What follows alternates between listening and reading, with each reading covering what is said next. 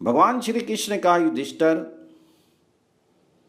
भाद्रपद मास की एकादशी तिथि यदि श्रवण नक्षत्र हो तो उसे विजया तिथि कहते हैं। वह भक्तों को विजय प्रदान करने वाली है। एक बार दैत्यराज बलि से पराजित होकर सभी देवता भगवान विष्णु की शरण में पहुंचे और कहने लगे, प्रभु, सभी देवताओं के एकमात्र आश्रय आप ही हैं। आप महान कष्ट से हमारा उद्धार कीजिए, इस दैत्य बलि का आप विनाश कीजिए। इस पर भगवान जी ने कहा, देवगणों, मैं ये जानता हूं कि विरोचन पुत्र बलि तीनों लोकों का कंटक राज्य बना हुआ है, पर उसने तपस्या द्वारा अपनी आत्मा की अपने में भावना कर ली है। वह शांत है, जितेंद्रिय है और मेरा भक्त है।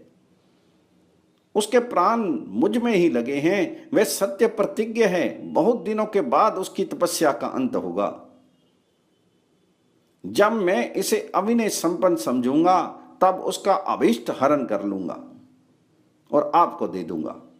पुत्र की इच्छा से देव माता अदिति भी मेरे पास आई थी। देवताओं, मैं उसका भी कल्याण करूंगा। अवतार लेकर देवताओं का संरक्षण और असुरों का विनाश करूंगा। इसलिए आप लोग निश्चिंत होकर जाएं और समय की प्रतीक्षा करें। देवगण भगवान विष्णु को स्मरण करते हुए वापस आ गई।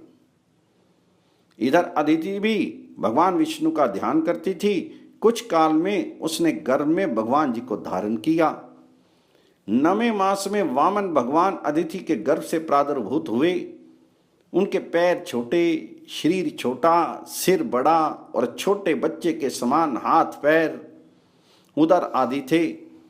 वामन रूप से जब अदिति ने पुत्र को देखा और जब वह कुछ कहने को उद्यत हुई तो देव माया ने उनकी वाणी अबद्ध कर दी।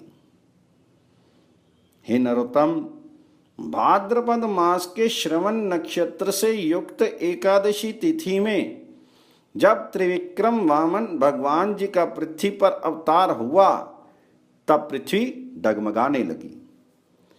दैत्यों में भय छा गया और देवगण प्रसन्न हो गए। महामुनि कश्यप ने शिशु के जात कर्म आदि संस्कार स्वयं ही किए। वामन भगवान दंड, मेखला, यज्ञोपवीत, कमंडल तथा छत्र धारण करके राजा बलि के यज्ञ स्थल में गए।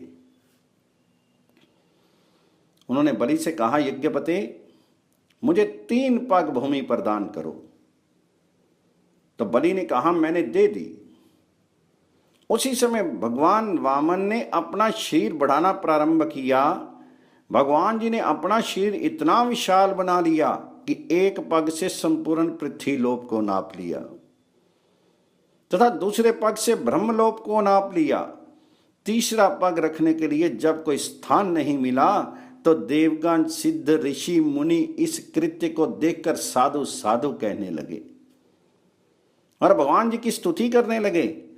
तदनंतर सभी दैत्यगणों को जीतकर उन्होंने दैत्यराज बलि से कहा, तुम अपने परिजनों के साथ सुतल लोक में चले जाओ। मेरे द्वारा सुरक्षित रहकर तुम वहां अभिप्सित भोगों का उपभोग करोगे।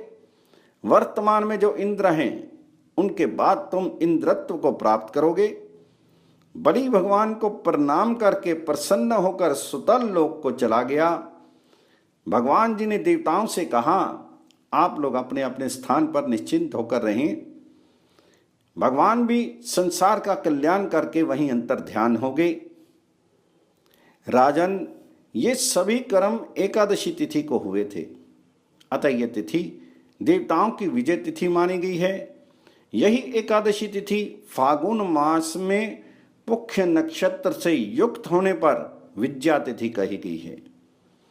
एकादशी के दिन उपवास करके रात्रि में भगवान वामन की प्रतिमा बनाकर पूजा करनी चाहिए।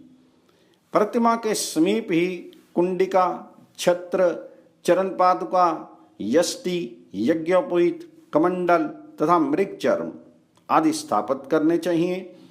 अनंतर विधिवत उनकी पूजा करनी चाहिए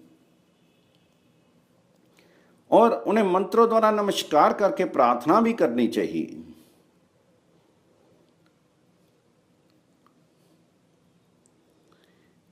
अनेक कर्म निर्बंध वासनम जल शाइनम न तो अस्मि मधुर आवासम माधवम मधुसूदनम न मे वामन रूपाय नमस्ते त्रिविक्रमम नमस्ते मणिबंधाय वासुदेवाय नमस्ते नमो नमस्ते गोविंद वामनेश त्रिविक्रम अधौष्यम कृत्वा सर्व काम प्रदो भवा। और इसके निरंतर भगवान जी को शयन कराएं, गीत वाद्य स्तुति आदि के द्वारा जागरण करें।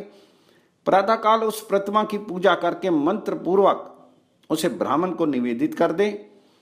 ब्राह्मणों को भोजन कराकर स्वयं भी मौन होकर भोजन करें। इस व्रत के करने से व्रती का एक मनवंतर पर्यंत विष्णु लोक में वास होता है। तंत्र वह इस लोक में आकर चक्रवर्ती दानी राजा होता है। वह निरोग दीर्घायु एवं पुत्रवान होता है।